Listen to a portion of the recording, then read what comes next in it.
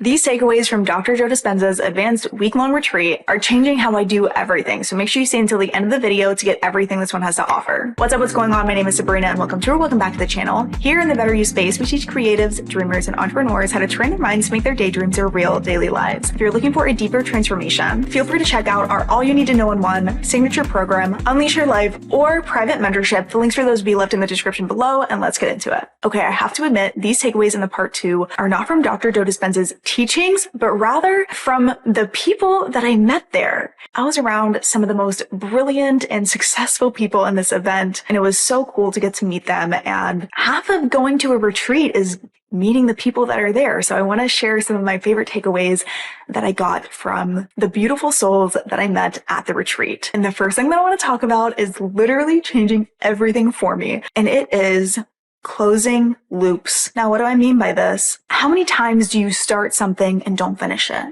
Or you tell someone that you're going to do something, but then you don't end up following through, or ends up being late, or maybe you catch yourself doing 3 different things at once, right? When you leave things open, when you start something and don't finish it, when you have an idea but don't follow through on it, when you leave a message unread and it just stays in the back of your mind, when you have all of these open loops that are not closed, these are actively taking away energy from you. Mental energy, energy from yourself, energy from your field. Because these little things, loops that you have not closed, these things are going to be in the back of your mind. Oh, I still need to buy my flight here.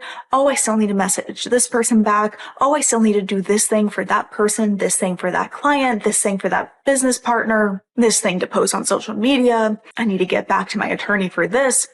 You have all of these things that are open loops, and it's like a vacuum sucking energy away from you.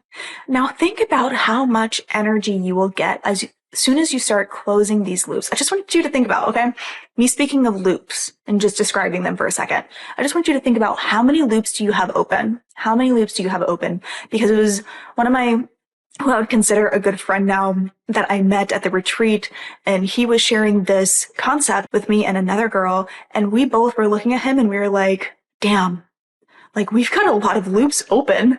We need to work on this. And I'm just thinking about so many other people, and I'm like, damn, so many people have so many loops open, and it's stealing their energy. It's taking away their energy. It's sucking away their energy. As you start to close these loops, you don't just close it and that's it. This is taking away energy, right? As you close it, you get like an excess of energy back. So not only are you going to feel a little better, you're going to feel a lot better. You're going to feel a sense of like, oh, that feels relieving to close these loops, to get back to all of these things. And this can even include things in your personal life. So say that you have old friendships that you just kind of had a falling out with, you never really close things off. It's just an open loop. Neither of you really talked about it. Since that discussion and relationship is still open, it was never officially closed, that is something that is taking away your energy, believe it or not. There's these little things that we need to look at, okay? And this is not only important for your productivity, your efficiency, right? Being able to get things done faster, but also more possibilities. When you are more present, meaning your energy is more here than it is more thinking about yesterday, thinking about a friend, thinking about something you need to do, thinking about needing to feed the dog. When your energy is not on those things and it is here, you are present in the present moment fully. Your mind's not thinking about these other things. You are like entering the quantum space. You are in the flow, like living in that unknown, meaning there is so much more space left for you for possibilities. Your energy, your magnetism is so much stronger. You're able to manifest so much quicker. You're able to feel so much better because your energy isn't split up into 13 different directions. No, your energy is all right here. You are like a massive, like, whoa, energy magnet when you're able to be fully present. And with that, the same man was talking to me, and I got this takeaway from him as well. I would give full credit, sharing his name, but I don't think he wants his name to be shared, so I won't say it. But I am still giving him credit.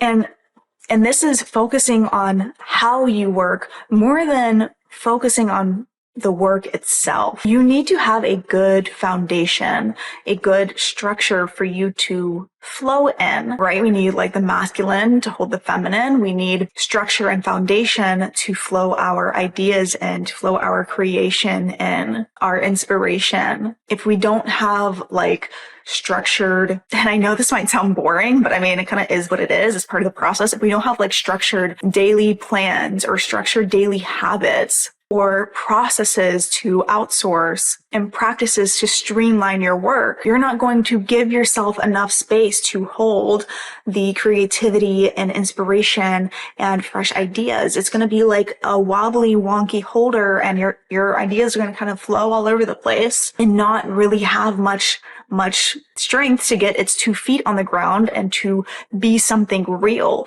You get what I'm saying? And yes, I had structure before, but I'm really realizing like how much more of the mundane we can take out of the process. Like I tell my editor, unless we're on a tighter schedule, but that I'm not going to look at the drafts that he's finished until they're all finished at the same time. And this is my methodology, my process to streamline it, to use less mental energy overall, streamline the process, get it all done in one sitting, and then give him all of the feedback in one chunk. Versus imagine how much scattered energy it will take if he lets me know, oh, I finished this video, and I stop what I'm doing, I go and check it, I watch the whole thing, I give him the feedback, then I go back to what I'm doing, and then the next day he's like, oh, I just finished another one, and I stop what I'm doing, and I go back, and I look over, and then I go back to what I'm doing. Like that is so much going here to there, and it's scattered, right? We want to avoid the scatteredness. We want to keep it more streamlined. We want to have less things to think about. So if you have like a 13-click process in order to send your emails, how can you simplify that? How can you make it a 2-click process? The less your mind has to think about, the more present you can be. The more, kind of how I view it is, the more powerful you can be, the more magnetic you can be, the more productive you can be, the more efficient you can be.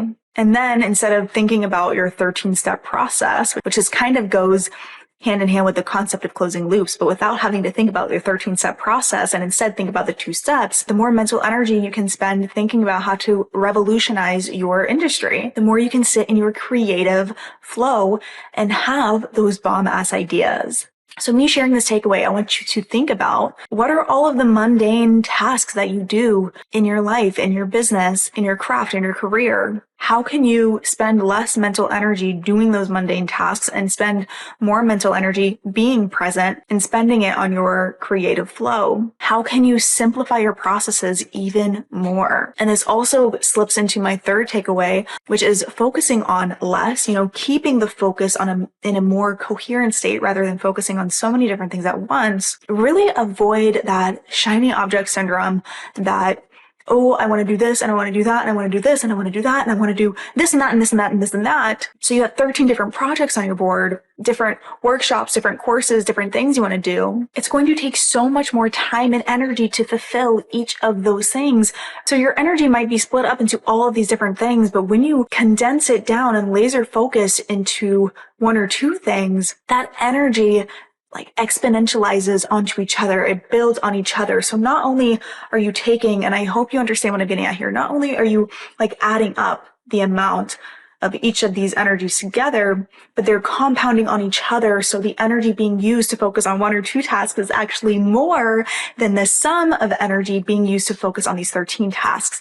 Does that make sense? So this is why it's so much more powerful. You have so much more energy behind when you focus on 1 or 2 things. And especially us multi-passionate people, I get you. I know you want to do 5 different projects at the same time. I get it. I feel you. But what are the biggest domino type projects to where when you do this one project, it's going to make the biggest positive impact in your life? And let yourself just focus on 1 or 2 things at a time. Dial in your focus. Where your focus goes, energy flows. You don't want your energy to be scattered all around you. You want it to be centered. You want it to be focused.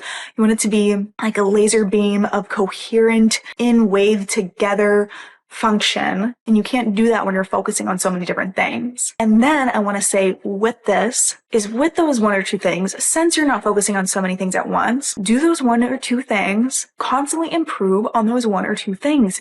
You want it to be the best of the best. Like, you want to be elite, right? Like, you want to be a top performer. You want to be the expert, or you want to be the well-known, or have tons of sales. Like, nobody truly wants to be mediocre. If they say that, they're lying to themselves, okay? With the one or two things that you focus on, you want to constantly get better and better and better. And this is something that I'm really testing out with my YouTube. If you haven't noticed, my quality's been getting better. My audio, I hope, is getting better. I'm really doing my best, guys. I'm thinking of different ways of how to script, how to word things. And I have been putting so much creative energy into my videos because I love this so much. And this is what I am focusing on. This and my coaching with my signature program are the two projects that I chose to really focus on to continue to get better and better and better, and letting my creative energy flow into it and really making it as a simplified process as I can. And when you keep doing that, I'm sure you've heard this before, but you just can't hear it enough. If you do 1% better every single day, by the end of a year, you are 365 times better than you were a year before. And so dial in your focus. Make it easier on yourself. Make it easier on yourself, please. Stop making it so hard on yourself. Let the process feel good. Simplify everything. Close those loops. Okay, I'm talking to you, and have so much more energy in the present moment so that you can actually enjoy your life, enjoy your creations, and not have all of your mental energy scattered out around you. I hope you liked this video. If you made it to this point, leave a brain emoji in the comment section below so I know who made it. Please subscribe and hit the bell button to be notified every time I post a new one. Give this video a thumbs up to help with the channel, and I will see you in the next video.